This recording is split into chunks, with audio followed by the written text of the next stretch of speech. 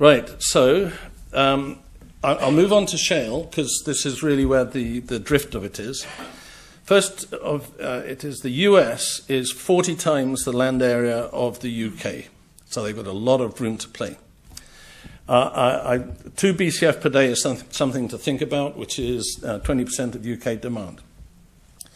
The famous shale unconventional plays in the US is the Barnett. It produces 5 Bs a day. There are 16,500 wells, plus another 2,500 permitted. The Buckee isn't really a shale play. It's got a little silty member. It produces from a silty member. It's what we call halo oil. So it's priced in by $100 a barrel. It's not unconventional other than its low rate. But the one I want to talk about is the Eagle Ford, which is the poster child. That's 8,000 square miles, 3,500 wells, 217 rigs, and it produces 2 BCF per day. So if you want to reproduce the Eagle Ford, which you probably, for your 2 BCF per day, you're going to have 8,000 square miles, 3,500 wells, 200 rigs drill. It's not going to happen. Okay, so there's 4,500 permits in 2012.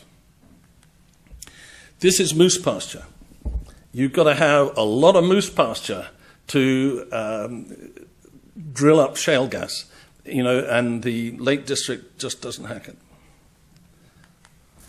This is when it's drilled up. This is the Barnett. This is what it looks like.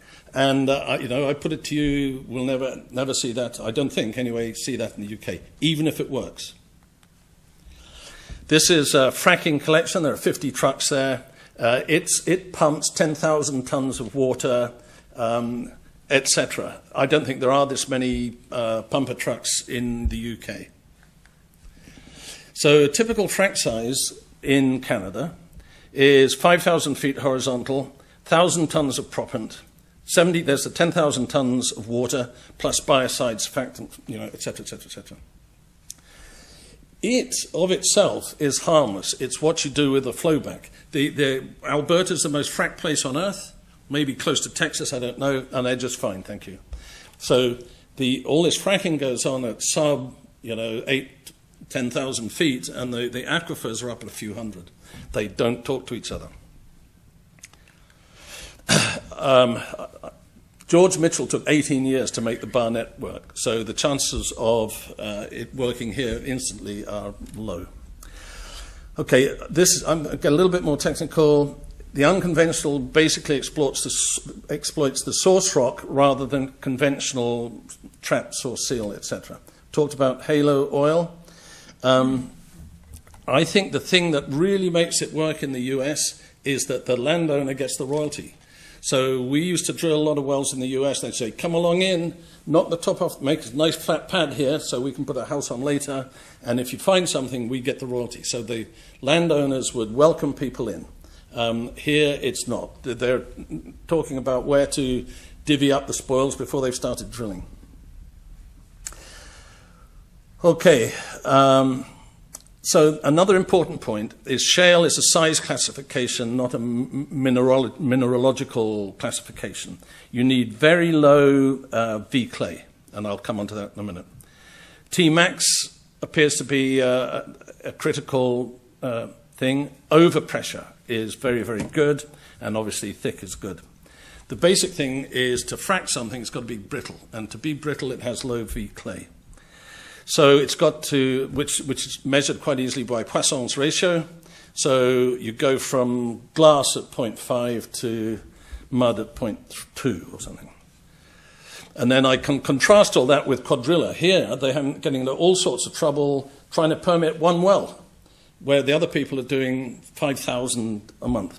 So this is just for interest. That people are going to protest, they'll fight, the political will is not there for the sort of density of drilling that's required for shale gas. The hardness, Poisson's ratio is the important thing. You need a low Poisson's ratio so it fractures, doesn't deform like mud. And it's becoming increasingly, so the water gradient's 0.443, something like that. These things are overpressured.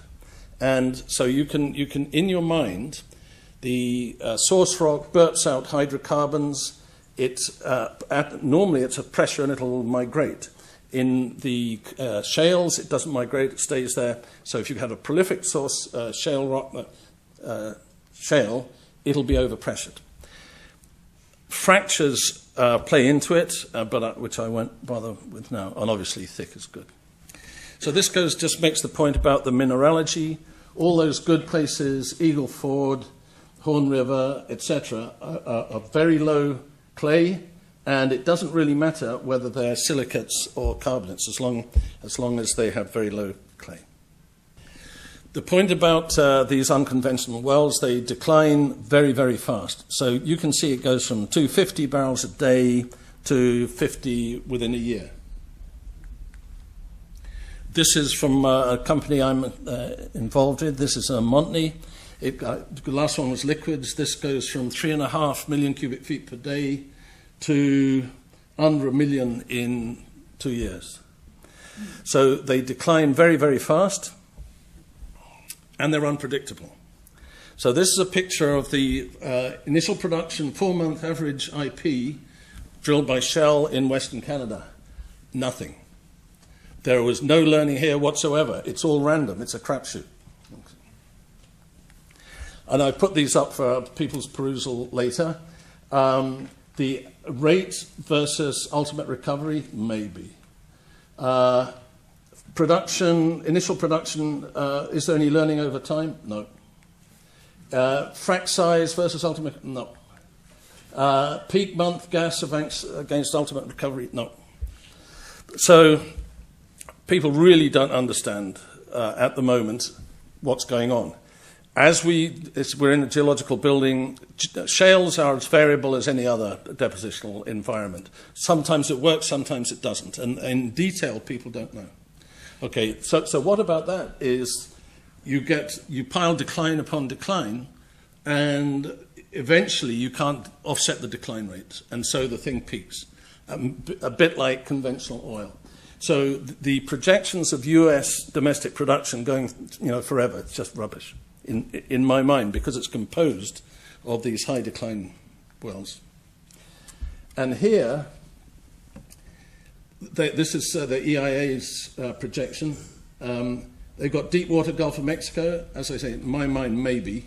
Anyway, the lower 48 onshore tight oil is C5, and people don't use C5, don't consume C5. That makes the same point. So what happens? For companies doing unconventional, the debt piles up, the proved reserves go up, so they make a shed load of money, but the actual shareholders' equity dives through the floor. I find this is, for me, very, very powerful. This is energy return on energy invested.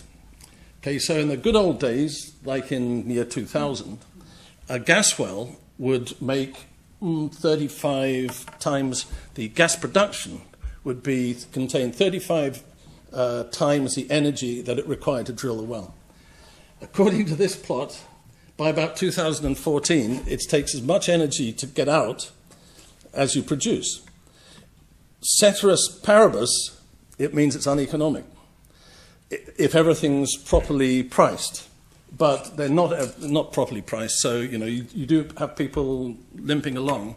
But I'll bet Quadrilla never makes any money. You need to drill at least 20 to 25 wells and test before you get any feel for the play at all. So the chance of doing that with one well is nil. And in conventional plays, you can do that. 1, 2, 3, okay, let's go. You can't do that with Shale. So that's what I intended to say. So.